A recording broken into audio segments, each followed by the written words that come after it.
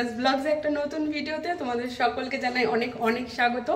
আজকে হচ্ছে মহাশিবরাত্রি, তো সকলকে জানাই মহাশিবরাত্রির অনেক অনেক শুভেচ্ছা।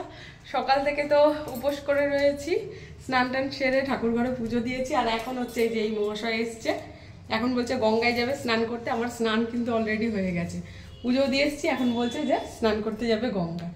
তো আবার যাচ্ছি গঙ্গায় স্নান করতে, দুজনে আবার স্নান টান সেরে পুজো দেবো। কিন্তু গঙ্গায় হচ্ছে ফোন নিয়ে যাওয়া যাবে না আজকে, আজকে গঙ্গায় প্রচণ্ড ভিড় রয়েছে। আমি তাও বললাম যে ফোনটা নিয়ে যাই, তো না করছে।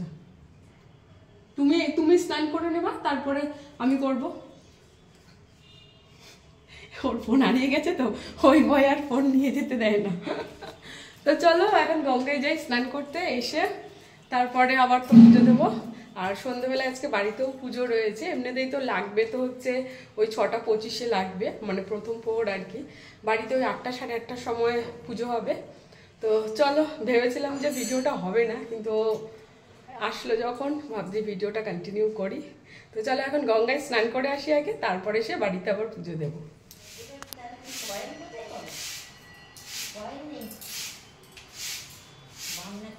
ফুল বেল পাতা নিয়ে নিচ্ছি আর ঘট নিয়ে নিচ্ছি, স্নান করে ওখানে জল ঢালবো একটুখানি। পয়েন্ট না পয়েন্ট, মোট দিলে তো স্নান করলে ভিজেই যাবে। এই যে ফুল বেল পাতা নিয়ে নিচ্ছি, এই যে ঘটে একটুখানি জল দেবো ঘাটে। চলো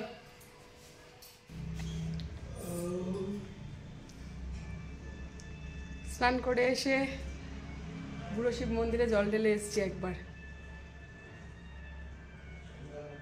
আজকে সন্ধ্যেবেলায় কাকাইয়ের ছেলে এসেছিল পুজো করতে। এবছর শিব চতুর্দশী 8টা 3 লেগেছিল, তবে ও কিন্তু অনেকটা আগেই চলে এসেছে। মা বললো কিছুক্ষণ বসতে, ততক্ষণ আমরা পুজোর কাজ যেটুকু বাকি ছিল সেটা কমপ্লিট করে নিলাম। চতুর্দশী লেগেছে তবেই কিন্তু ও পুজো করতে বসেছে। এদিকে দেখো কাকুলিদি আর জেঠিমাও চলে এসেছে। আমাদের বাড়িতে ছোট ছোট অনেকগুলো শিব ঠাকুর রয়েছে, তাই প্রতি বছর এই শিবরাত্রির দিন একটা পাথরের থালায় সব একসাথে রেখে পুজো করা হয়। পুজোর পরে ব্রতকথার বই পড়া হয়, আর এই ব্রতকথার গল্প শুনতে কিন্তু আমার ভীষণ ভালো লাগে। ব্রতকথার বই পড়া হয়ে গেলে আরতি হয়, সবশেষে অঞ্জলি হয়ে পুজো শেষ হয়। প্রতি বছর শিবরাত্রিতে শাড়ি পরে সুন্দর করে সেজে তবেই কিন্তু বাবার মাথায় জল ঢালি আর অঞ্জলি দিই। শুধু শিবরাত্রি বলে না, আমাদের বাড়িতে যে কোনো পুজোতেই আমি সবসময় একটু সেজে গুজেই সবসময় পুজো অর্চনা করি। এতে যে যা বলে বলুক গিয়ে, তবে আমি এটা ভীষণ ভালোবাসি। তো যাই হোক, এবছর আর সেটা হয়ে ওঠেনি, কেননা সৌভিক বাড়িতে ছিল, ওর নাইট ডিউটি ছিল। ওর খাবার করে দিতে দিতেই সন্ধে হয়ে গেছে, আর এদিকে কিন্তু পুজো করতেও চলে এসেছে। তাই কোনো রকমে যেটা পড়েছিলাম সেটা পরেই গোছগাছ করলাম, তাই আর নিজেকে খুব একটা দেখালাম না।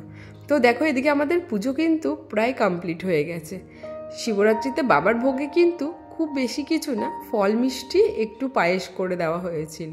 তো এই হচ্ছে সেই পাথরের থালায় আমাদের শিব ঠাকুরকে রাখা রয়েছে। ছোট ছোট যেহেতু ঠাকুর, তাই তোমরা হয়তো দেখতেও পাবে না। ফুল বেলপাতাতে একদম ঢাকা রয়েছে। পুজোর পরে মা এদিকে সন্ধে আরতি করে নিল নিত্যদিনের। আর এদিকে দেখো আজকে আমাদের মাকে বাসন্তী কালারের একটা শাড়ি পরানো হয়েছে। তো আমাদের ওদিকে তো পুজোর কাজ পুরো কমপ্লিট হয়ে গেল, এরপর পালা হচ্ছে সাবু মাখা। তো এদিকে দেখো কাকুলিদি আর আমি বসে পড়েছি সাবু মাখা আর ডাল মাখা করতে। বাঙালদের মধ্যে যেরকম চালকলা মাখা করে, আমাদের এদেশীয়দের মধ্যে আবার মুগ ডাল, নারকেল আর চিনি দিয়ে মাখা করে। এই মাখাটাও কিন্তু খেতে ভীষণ ভালো লাগে। আর আমি ওদিকে কিন্তু সাবু কলা মাখছি। আমার যদিও বা সাবু মাখাটা খুব একটা পছন্দের না, তবে এই শিবরাত্রিতে উপোস করলে তো এই খেতে হয়, তাই না? তাই একটু ভালো করে মাখার চেষ্টা করছি। দুধ, কলা, সন্দেশ, চিনি আরও অনেক কিছু দিয়ে কিন্তু বেশ করে মাখার চেষ্টা করলাম। তো চলো এদিকে মাখা করে নিই। আর যেহেতু রাত হয়ে গেছে অনেক, তাই কাকুলিদি এরা বললো যে একেবারে ওরা প্রসাদ নিয়েই বাড়ি চলে যাবে। আমি তো অনেক করে বললাম যে এখান দিয়ে খেয়েই তারপর যেতে, তবে যেহেতু রাত হয়ে গেছে তাই আর কিছু করারও নেই, ওদেরকে বাটির মধ্যে দিয়ে দিলাম প্রসাদ। আর এই সাবু কলা মাখতে গিয়ে ছোটোবেলায় সেই মা যে সাবু কলা মাখতো সেটা মনে পড়ে গেল। মাও যখন, আমি তো খুব ছোটোবেলা থেকেই শিবরাত্রি করি, শিবরাত্রি করে এসে মা এরকম সাবু কলা মেখে আমাদেরকে জোর করে দিত। আর এদিকে দেখো শাশুড়ি মাকে আজকে আমি দিয়েছি, কেননা শাশুড়ি মাও কিন্তু সকাল থেকে উপোস করে রয়েছে, তাই শাশুড়ি মাকেও দিলাম আর আমিও অল্প বাটিতে নিয়ে নিয়েছি। তবে আমি কিন্তু বেশিটা খেতে পারিনি। তো চলো আমরা সাবু মাখা খেয়ে উপোসটা কোনো রকমে আপাতত ভাঙি, কেননা পরের দিন চতুর্দশী ছাড়বে তবেই কিন্তু কিছু খেতে পারবো, তার আগে কিন্তু কিছু খেতে পারবো না। তো যাই হোক, আমাদের শিবরাত্রি তো এইভাবেই কেটে গেল। তোমাদের কেমন কাটলো অবশ্যই কিন্তু কমেন্টে জানিও। আর আজকে যদি আমাদের ভিডিওটা ভালো লাগে অবশ্যই একটা লাইক কমেন্ট শেয়ার করে দিও। তাহলে চলো আজকের মতো টাটা, শুভরাত্রি।